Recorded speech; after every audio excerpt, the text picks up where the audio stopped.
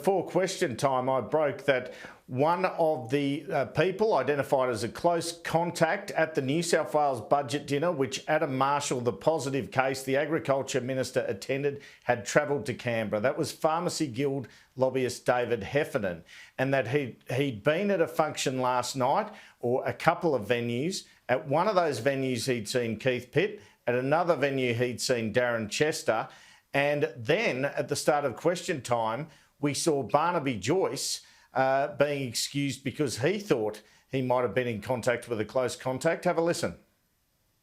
I'm just advised as I came into the chamber that the Deputy Prime Minister is a possible close contact from a function and is just getting medical advice as we speak. I thank the Leader of the House for raising that at the outset.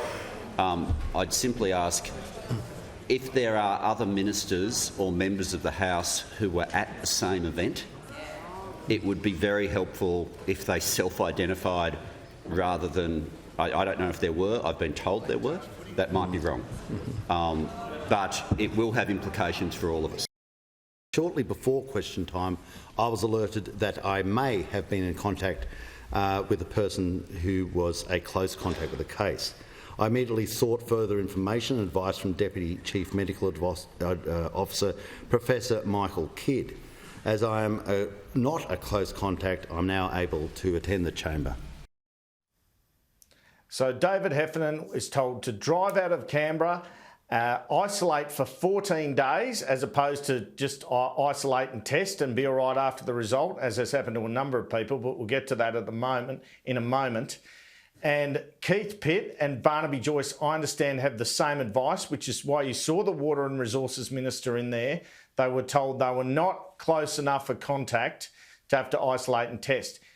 If Mr Heffernan, who I understand spoke to Adam Marshall for 20 minutes on Tuesday night, were to test positive, then they will have to test. So it shows you how many different rules there are in this, Kieran. That's my understanding. So Mr Heffernan, we all await, I guess, the outcome of his test, and if I get any information on that, I'll bring it to you.